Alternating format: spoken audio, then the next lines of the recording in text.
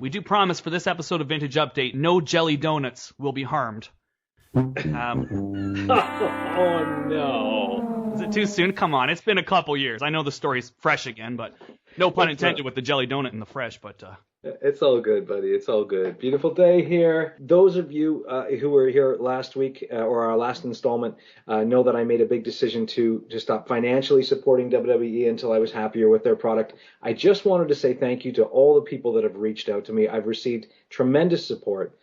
People helping me out, making sure I get to see all the programming, lots of invitations for WrestleMania. Any trolling? As to me making this decision, I think there's always going to be some people who are gonna rumble about that kind of thing. They don't like to see change, and maybe they don't take you seriously, and that's fine. You know, I think there've been a few people who kind of rolled their eyes and said, "Yeah, I'll believe it when I see it." But thus far, it's been easy. But yeah, so Bill DeMott. I mean, I think you and Sean have touched on this. You and I have not talked since this all came to the forefront. A lot has gone on since then too. And there's been an awful lot said. I was even reading today a comment from Tom Pritchard alluding to the fact that he knew all this was going on and that WWE had, pretended to look into it when they really hadn't. This kind of thing has always been the talk, really, that there was abuse. Not just, obviously, there's a difference between a coach or a trainer being really hard-assed and pushing people and being unrelenting. And then on the other hand, making horrible racial comments, sexual comments, homophobic comments, as we've heard, slapping someone who may have had a head injury, slapping them in the head. I mean, all these are just allegations. We don't know for sure if they're true, but that's what's been brought to the forefront. And it's another situation where I think WWE is now under the public eye, being a publicly owned company, and having to answer for some of the practices that have always gone on within their business. I mean, professional wrestling in general and WWE specifically has always been kind of run like a carnival in the back end. It's an old boys club, and, there's all kinds of grunt nonsense that goes on. So this kind of thing, I'm sure, most people wouldn't blink at it. But as it becomes, more of a public issue and it causes more embarrassment for them, they're forced to kind of deal with it. I guess there's been no real statement saying that they knew any of this was going on, and we wouldn't expect it. But a few things that disappointed me, though, I'll have to say. I mean, everyone's weighed in on it. Bob Holly weighed in on it, and I was never a Bob Holly fan, but he seemed to understand the problem and think that perhaps Bill had gotten himself into a lot of trouble there. Chris Jericho's original comment was, "Oh, I had worse when I was in being trained by the Hearts." And I thought, well, Jesus, man, I certainly don't think you had it worse unless you were a man of Arabic descent being called a terrorist or some of the other things that apparently Bill had done to different people. And as well, Jim Ross. I know what Jim Ross's initial reaction to it disappointed me. I'm usually on the same side of the fence with Jim on most things, but he seemed to go off topic about the problem with young people these days having a sense of entitlement and going into weird comments about child rearing with switches, which I think kind of sidestepped the issue of sort of rampant racism and sexism and homophobia and Jim, just in Jim's defense, he did come out and put up a second thing clarifying that, by no means did he condone any of that stuff. No, you're right, he did, but at the same time, I still don't think he really kind of focused in on what the real issue was. I mean, these are things that are not acceptable anymore. The world's kind of changing, and maybe WWE behind the scenes isn't changing with it, but the notion that you can't really, degrade someone over their nationality or sexuality or their gender, I think, it's all fine and good for them to have there be a star campaign, but I doubt many of those philosophies extend to the behind the scenes, as we've heard the stories. I mean, even from Alberto Del Rio and Ricardo Rodriguez saying how Triple H would call him Bumblebee and all kinds of derogatory comments about his lineage. So again, I mean, I'm not going to weigh in on this saying I know this is all true and by God, WWE, what are you going to do about it? All I'm saying is these allegations have gone on from a long time from a lot of different sources. It's not just a couple people anymore. It's more people by the day. This is becoming like a Bill Cosby situation. Because there is obviously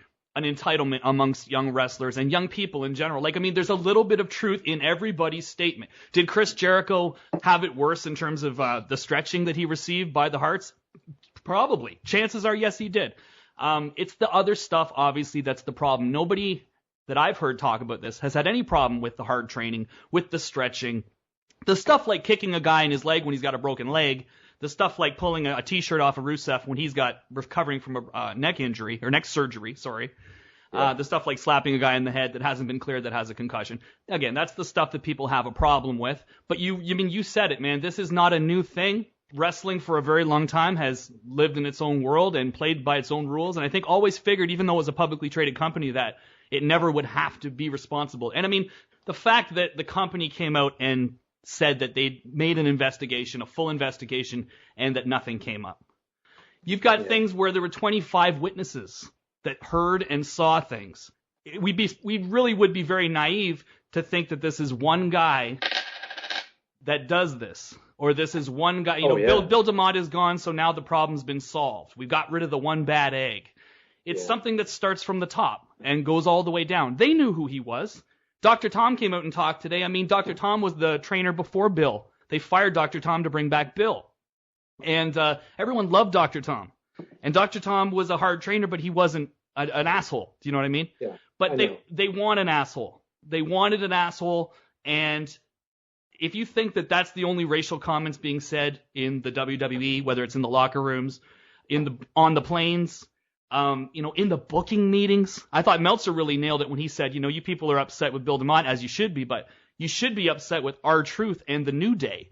Because if you think that the exact same things aren't being said in these booking meetings, you're fooling yourself. Even though it may not be as malicious as intended as malicious.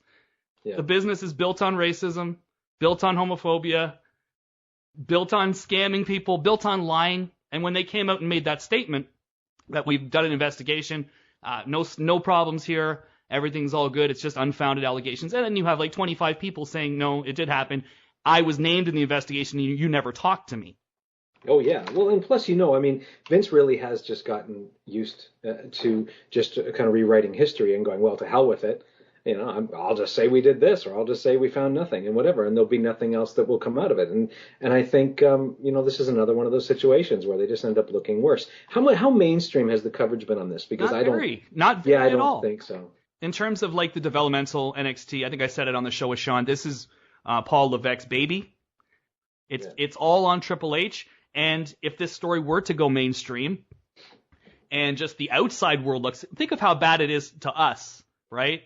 And we know the wrestling business in terms of we've heard all the stories. It's not shocking to us. It's just more like, God, they're still doing this crap. But can you imagine how this one resonates with just average TMZ watcher, average news, CNN watcher? Oh, yeah. I mean, it's bad. So, I mean, that's the stuff that is obviously very damning, especially to the outside world. Again, to us, we've heard it all before. Of course, that's the thing, isn't it? I mean, it's not even that this stuff goes on that bothers me. It's the hypocrisy, putting on the civilized face, for the audience, and saying, oh yes, and we're like we're a family company, and we're anti-bullying, and you're like, you're not. Will you see him again in WWE? Don't never say never. Seriously, never say never. And like you say, it wasn't a big mainstream story, so. They were lucky on that, at least not yet. I mean, it's still developing, right? More people are coming out of the woodwork.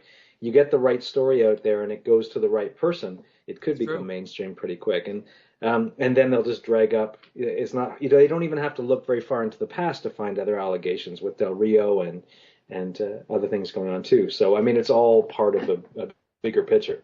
And from what I'm hearing, over the last few months, things have been pretty clean, even before DeMott was let go. There was a lot of fear that this was going to get out, actually. To think that they were blindsided, they weren't. They've actually had time to prepare for this one, and they knew it was going on. So they just kept going, and then it kind of got out a bit too much, and now it's like, okay, well, we're going to have to get this guy to resign, even though he didn't do anything, quote unquote. Let's clear up WWE before we move on. Clear up the trash. Clear up the trash. How do you feel about the way WrestleMania is shaping up? Honestly, I think it's one of the best builds of all time. Okay. Dude, even Luigi Tyrone, and I know that you may not be too familiar with Luigi Tyrone, but of anyone involved with the War alumni, Luigi Tyrone is the WWE guy. He is a diehard. When we start talking shit about WWE on this show, it's like we're talking about his daddy. It makes him a little upset. He was on his video blog today bashing the build for WrestleMania, talking about how lackluster the product has been lately. So even Luigi Tyrone is turning on this product right now. So there we go. But let me say, I do feel a little bit freer now that I'm not paying them anymore. But I will say this, and I'll say the one thing: the IC title match and the build toward that, as strange and a bit surreal as it's been, has certainly placed that match as sort of the must-see match on the card for now, as they build toward it. Would you feel that way? That's going to be the highlight? Well, remember how we said we need to disagree more? Yes. I will say this. Will that be the match? Is that the match everyone is most excited about? Absolutely. Will it be an amazing match? Absolutely. Will it be match of WrestleMania this year? Will it be the one everyone talks about? Absolutely, if given time, and that's what they want it to be. But the build has been a joke. Yeah. The build has been comedy. Dean Ambrose should be nowhere involved in this angle. Daniel Bryan should definitely be nowhere involved in this angle with all of these guys. It really does bring them down to this level of Stardust and R-Truth. It's just like, I don't have anything against any of these guys. I think if positioned right, any of these guys could be a pretty decent star. But they're not positioned that way. It's positioned as a joke. It's like a Looney Tunes cartoon storyline of stealing the title and hot potato. And how much can this title really mean with this angle? That's all I'm going to say. And here's the thing I'll say, too. We've still got some time until WrestleMania. How much longer is this going to go on? That's what I mean. That I think they may be burning themselves out on this little title hot potato thing way too early, because I mean, I'm getting tired of it already. But I'm going to disagree with you on one thing that you said there, is I don't necessarily think that guys like Daniel Bryan or Dean Ambrose shouldn't be in this match. If it turns out being the match that everyone's watching and they use it to kind of carry out some other little storylines within it, I think it could be good. They're obviously starting to put a bit of focus on the lower titles and secondary titles now. With Cena, it looks as though he'll be winning the title at WrestleMania, or at least, contesting it. I think it would be kind of cool if Daniel Bryan or Dean Ambrose come out of this and they push that IC title as meaning something again. Does that mean that they won't lose every single match after they win it? Because that's what's happened with every other IC champion as of late. So I agree. If they're just going to keep doing what they've been doing, then it's not going to have any significance. I am much, much happier to see Daniel Bryan in this match than to see him in what I assumed would be Sheamus's return match, and Bryan probably getting his head kicked off just to bring Sheamus back in.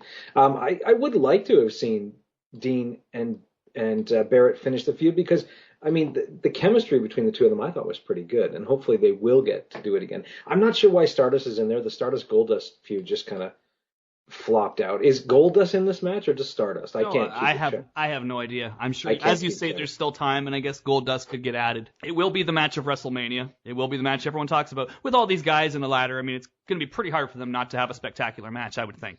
You've got a lot of hot shots in this match, and it should be pretty exciting. I think Ziggler, Ambrose, Bryan, those three guys alone are going to be able to put together some magic. I mean, this is sort of best case scenario now, because they've decided to go on with Roman and Brock.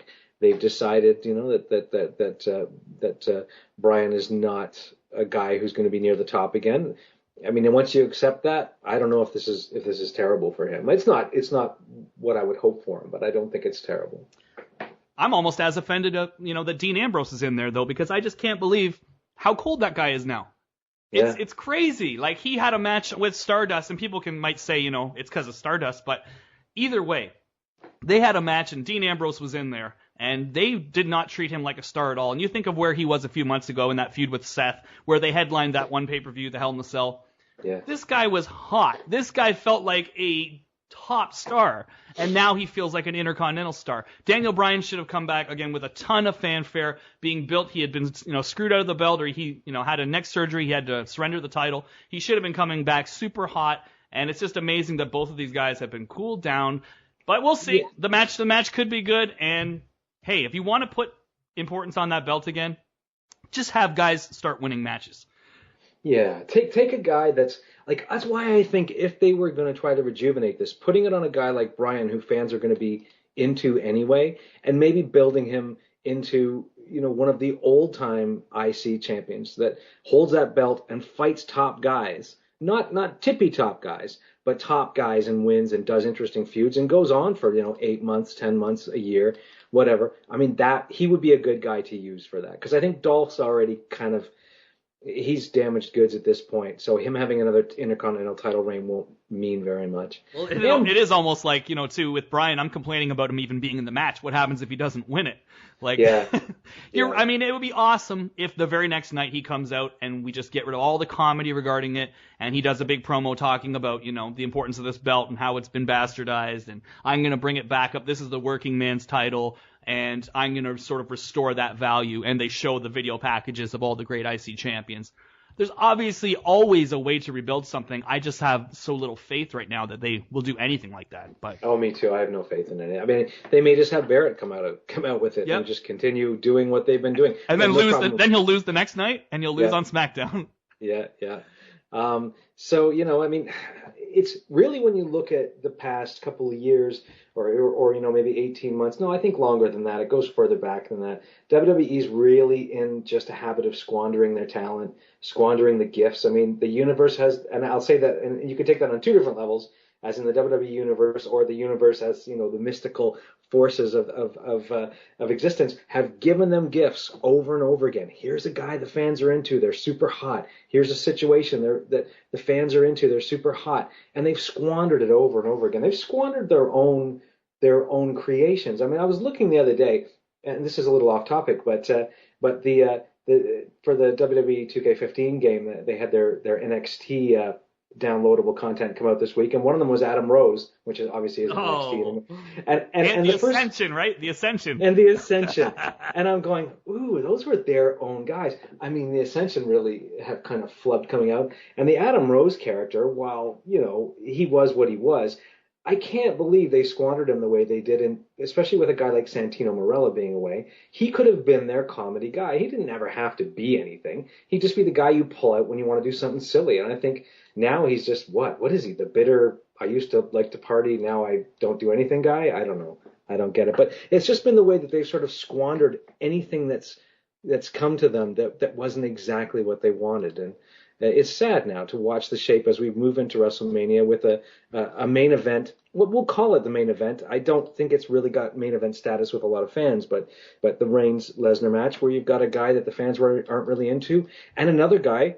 Talk about squandering. They spent all this money on Lesnar, built him up, used him to break the streak, used him to just give Cena the worst beating I've seen a champion take in God knows how long.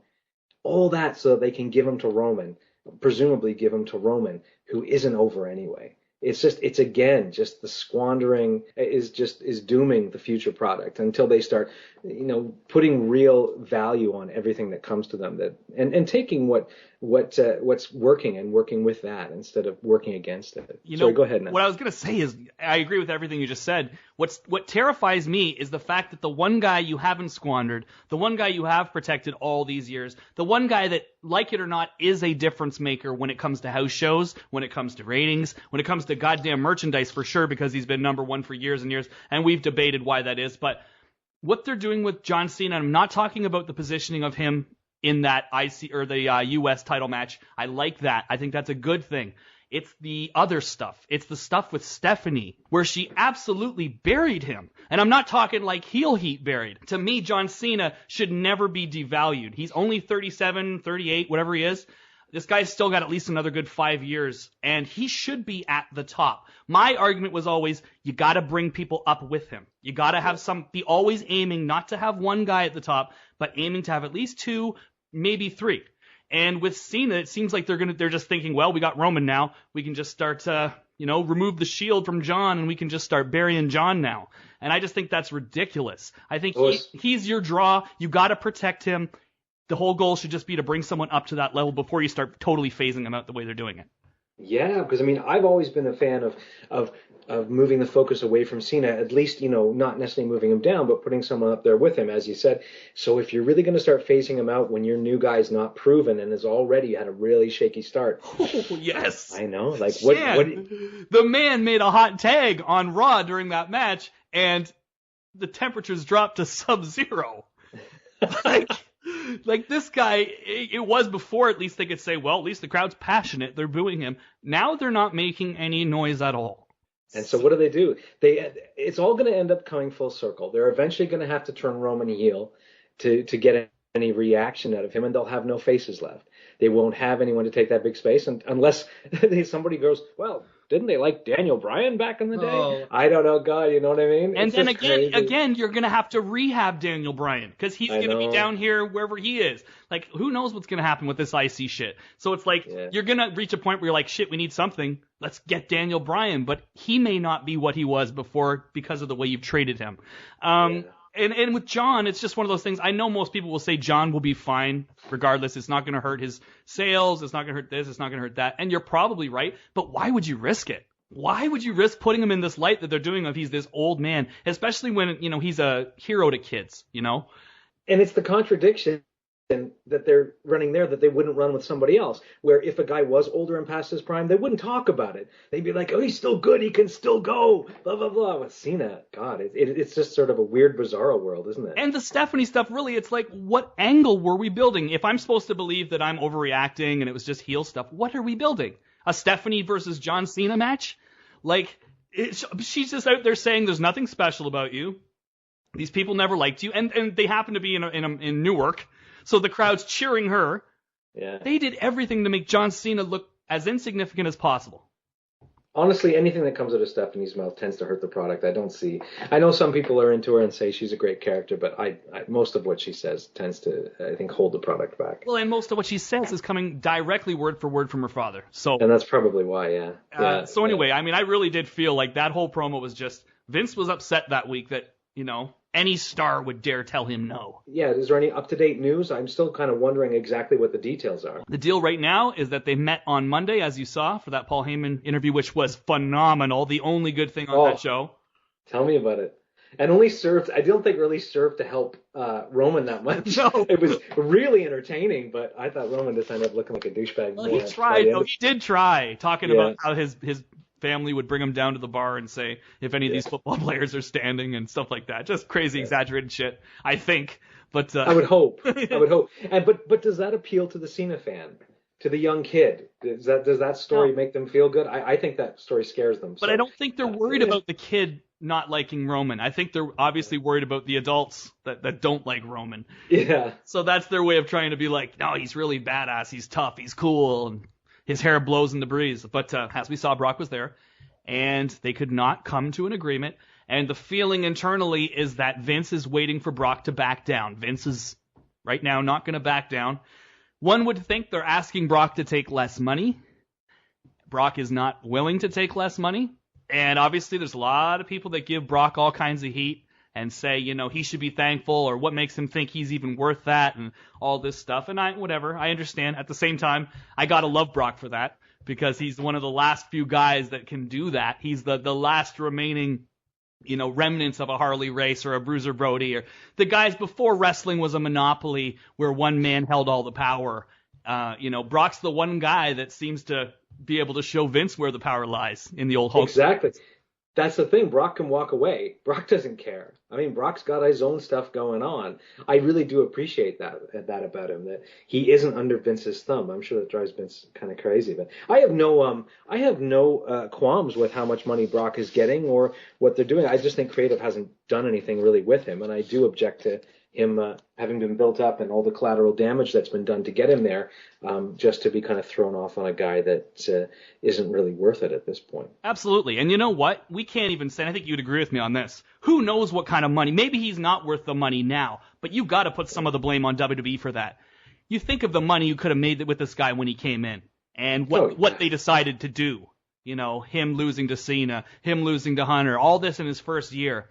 They completely squandered Brock Lesnar in a lot of ways in that first run, and then later on decided, well, we gotta We got to make him unstoppable, unbeatable, and that's what he's been ever since, the Undertaker match. But it's one of those things, man. With Brock, you got to also respect the fact that, sure, he doesn't work a lot, but when they put him in that ring, that guy goes balls to the wall.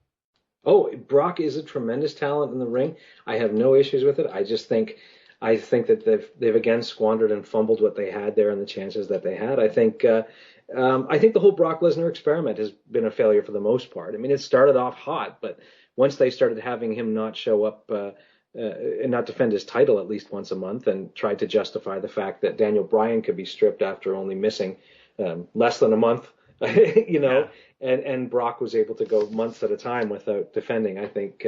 Well, it wasn't even just the fact that he wasn't on the TV defending it or on the pay-per-view defending it. He wasn't on the TV at all. He had no presence on the shows.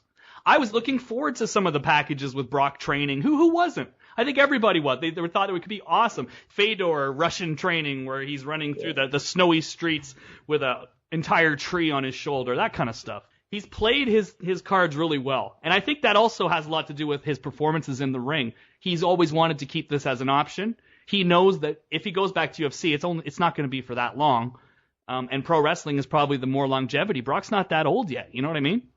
Yeah, exactly. I mean, Brock started so young, we forget how young he is. So the New Japan Cup tournament, which you had asked me to check out, and I did check out. I did certainly enjoy what I've seen. Now, it's only 2 days into the tournament. Is it a 4-day tournament or a 3-day tournament? No, the finals will be taking place this weekend, and that will be like this, the semifinals and the finals all in one show kind of thing.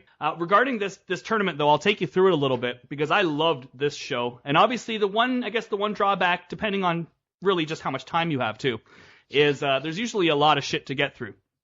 It was. I had about 5.5 hours worth of stuff to try and get through, and obviously I couldn't. I had to keep, cherry picking what I was going to watch. Yeah. So, anyways, we'll start with the tournament on day one. I talked about it with Sean a bit, but just quickly go through it, and then I'll talk about the second day. Absolute love for Gato and his booking, and obviously Jado and Gato, but Gato mostly. And the tournament started on day one. Katsuyori Shibata taking on Satoshi Kojima, and Shibata advanced with the penalty kick at 8 minutes and 53 seconds. The next match, the winner fighting Katsuyori Shibata, Yuji Nagata versus Haruki Goto, Goto being the partner of Shibata, and Goto going over with his finisher at 11:24 on Yuji Nagata. Next match was Hanma versus Togi Makabe, this one being interesting because they're actually the seconds of each other. They're the guys that are usually in each other's corner cheering each other on, but in this particular tournament, they're booked against each other. They go in there. Very stiff match, as you would expect. Makabe going over with the King Kong knee drop at 10:10. Next match was interesting, very interesting. Kazuchika Okada, one of the very top guys in the company. And really, if you look at Okada, he is the future of that company. He's 27 years old, and he's almost reaching a point where he's as popular on a mainstream level in Japan as Tanahashi. So he really is like a huge star. He shows up on soap operas and everything. So he's like kind of the future of the company, but they've been doing a story with him and Bad Luck Fale, where every time he gets in the ring with Bad Luck Fale, he gets the powerbomb and he gets pinned clean. This has now happened 3 times. So they have their tournament match. Bad Luck Fale, as everybody knows, is, the worst wrestler in New Japan, but absolutely positioned amazing. And this goes to show, even with the worst talent, what Gato's capable of doing. So he gets in there with Okada. They have a pretty decent match. Okada carries him. What happens? Gets the powerbomb in the middle of the ring and pinned 1, 2, 3. Okada loses again. So you've reached a situation here with Okada where, he can beat Tanahashi, he can beat AJ, he can beat everybody. But for some damn reason, he's reached his kryptonite with Bad Luck Fale and the powerbomb. So he's now every time gotten in the ring with Bad Luck Fale, and he's gotten the powerbomb and pinned him. So here you go. You've built up Bad Luck Fale as the Okada killer, basically. So the winner of that match, Bad Luck Fale, would be going against the winner of Tetsuya Naito taking on Carl Anderson. A very good high-paced match. I've talked for many shows about how great Carl Anderson is. Everyone knows how good Naito is. Naito going over 12 minutes and 10 seconds, and he advances to face Bad Luck Fale in the next round. What? So next match was Kota Ibushi versus Doc Gallows. This was the one where I was scared because I thought, and I'd heard, it's probably going to be Doc Gallows advancing into the next round. And I thought that was ridiculous. I thought Kota has had so much momentum coming off Wrestle Kingdom. Sure, he didn't win, but he was, one of the people everyone was talking about. So they go in there with Doc Gallows. Everyone thought this match would be ugly. It wasn't. It was fine. And it ends when Doc Gallows gives his finisher to Kota Ibushi. Kota kicks out, and he goes for it again. It's basically that choke slam. You know what, that move where you pick the guy up in the choke, double-handed, and then drive him down. He does it once, Kota kicks out. He does it again, Kota reverses into like a Rey Mysterio Hurricane Rana. 1, 2, 3, Kota advances. To take on the winner of Hiroshi Tanahashi versus Toru Yano. And this is where we get into the biggest story of the entire tournament. Because as you know, Hiroshi Tanahashi is the man. He is the box office. He's the John Cena. He is the John Cena, not just in terms of positioning, but in terms of actually being a numbers mover. And he really is kind of the guy the company has been carried by for 10 years. So he's in here with Toru Yano. And Toru Yano is as close to a comedy character in New Japan as you will find. He would be their Santino Marella, I'm assuming. I use that example. It's a little unfair because he wins more than Santino, but he would be the equivalent of that, yes. Yeah. But he's super entertaining, first of all. Like, let me get your take on just his brand of entertainment. He makes me laugh just to look at him. He's a big, very doughy, very big, wide, silly face, and I enjoy him. Very capable wrestler, much like Santino, but hides it behind a lot of comedy. So I enjoy him. You gotta love the spot where whenever he gets in an armbar or something like that, he just starts screaming. Break. But anyways, Toru Yano, and he's of course his gimmick being a DVD bootlegger, is in there with Hiroshi Tanahashi. Everyone's looking at this. Okay, winner fights Kota Ibushi. Obviously, it's going to be Tanahashi. Obviously, it's Tanahashi. And we're going to get the Tanahashi-Kota Ibushi match, which everyone has been clamoring for. It's never happened. So we go into this match. It's almost one of those things where you compare it to WWE. If you saw this match was going to be happening on Raw, you probably wouldn't. You'd skip because you don't need to see it. You know who wins. You'd skip to the end, see the finish, and that's it. And you wouldn't care. In this match, although it was only 2 minutes and 47 seconds, Toru Yano's style is essentially hyperactive sneaky. He's as sneaky as anyone can be, meaning the second you take your eyes off him, he's going to try and roll you up. He's going to try to put you in a cradle. He's going to pull your hair and try to put you in a cradle. But he's super hyperactive. Everything he does is very frantic. So they get in this match, and he gets Tanahashi in a quick little roll. And 1, 2, 2, 2.5, 2 3/4. Tanahashi kicks out. The place goes nuts. Holy shit, we just thought Toru Yano was about to beat Tanahashi. What the hell? That was crazy. I actually believed that was going to happen for a second. Anyways, back to the match. Let's see the high fly flow here. About 30 seconds later, he grabs the hair, rolls him up. 1, 2, 3. I know. Incredible moment. This is the equivalent. This is the equivalent of Santino Marella beating John Cena in the opening round of King of the Ring, if they were still doing a King of the Ring, and you're left scratching your head. Yeah, pretty amazing. But absolutely like a PhD in crowd manipulation. He knew that the near fall would make people shit themselves. But then they'd figure, okay, well, anyways, let's get back to reality here, where Tanahashi obviously wins. And then seconds later, he rolls him up and pins him. 1, 2, 3. It made Toru Yano in one night. You had a guy that was pretty much looked at as would lose to anybody, and made it that he could beat anybody on any given night because he just beat Tanahashi in the middle in 2 minutes. And that's something that I don't think any promotion is able to do with their talent. I mean, again, in one night, this guy that should be an enhancement talent becomes completely capable, to the fact that when we go to the next round, and I'll talk about this match first, Toru Yano taking on Kota Ibushi. And I don't know, you may have watched some of this out of order. Did you watch these in order? I tried to watch them in order, but I did cherry pick the matches. I made sure I watched the two Toru Yano match. And, the next round, the match starts. They ring the bell. Kota comes running at Toru Yano, hits the turnbuckle like Toru Yano moves out of the way, and rolls him up. And the place shits themselves. They're like, oh my God, he's going to do it again. They believed it. And of course, Kota kicks out. They do it like 2 or 3 more times, where he does this roll up, real hyper, sneaky style. And the crowd keeps thinking, oh my God, they're going to do it again. What are they doing? And then, of course, Kota wins and gives them like some crazy top rope backwards sunset flip. And it was only I think that match was 2:44. So it was close to Cipriano. But they made the people believe, oh my God, this little bastard's going to pull it out again.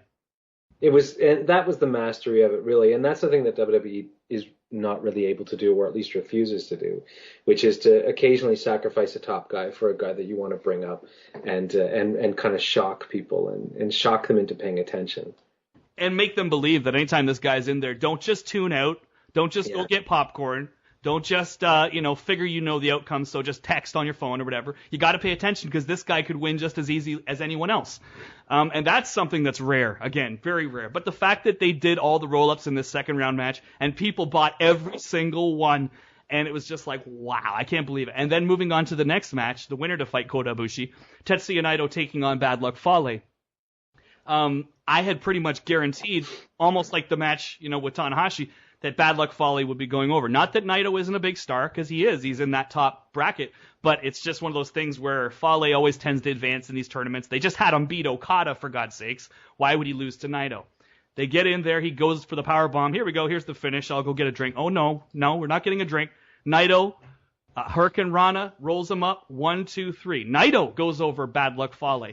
I'm just going to run through the next two matches, but then I want to talk just sort of about the significance of those last two there. Togi Makabe took on Yujihiro Takahashi of the Bullet Club. 10 minutes and 13 seconds. Makabe goes over with the top rope knee drop again. Hiroki Goto versus Katsuyori Shibata. The two friends go at it. Have a very technical match in the first half, and then it got very stiff, as we would expect from those two. But 17-18, and Goto hits the finish on his partner Shibata, and a good match. And again, the guys do the respect thing at the end. But now to talk about this whole thing with Kota and the whole thing with Naito.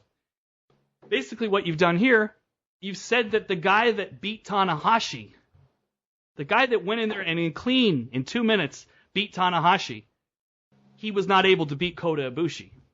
And then you've also done the exact same thing with Naito, where Okada, the other top star, wasn't able to beat Bad Luck Fale, but Naito was.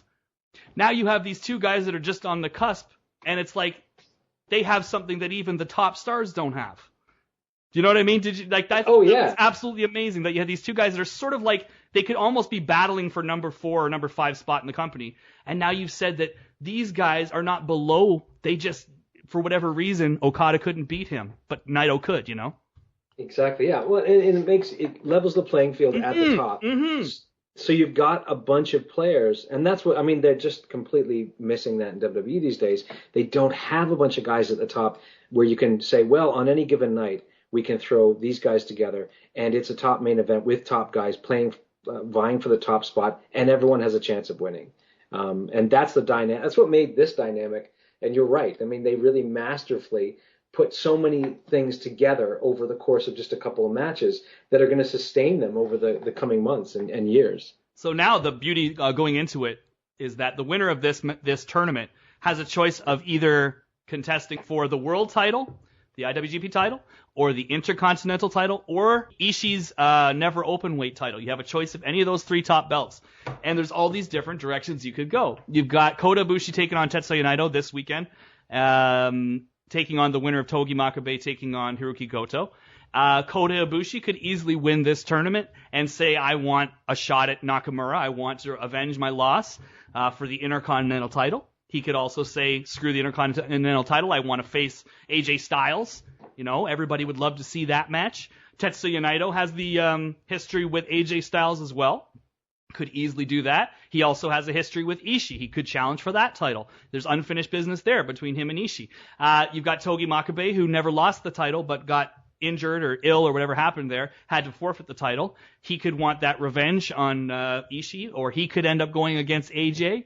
You've got Goto, who could pretty much challenge anybody. It's like, really, I have no idea where they're going with this tournament. I think you kind of said the same thing. It seems like Ibushi and Makabe would be the logical finals for this tournament. With the guys going forward, but that's coming at it from the traditional WWE style standpoint. Maybe there's more to be said there. Yeah, you never know. That's right, because any of them could win, really. Truthfully, any of them could win. Goto, would he seem like a bit of an underwhelming challenger for AJ at Invasion Attack? Maybe, but at the same time, you could easily do it and have a nice title defense for AJ. So, anyways, this was a really fun tournament. Again, it is a lot to get through.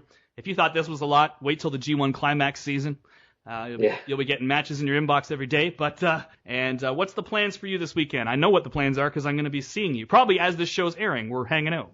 I would think so, my friend. We're hanging out. We've got our friend Ernest Matthews. We're going to be doing a boys' day of playing video games and watching some matches.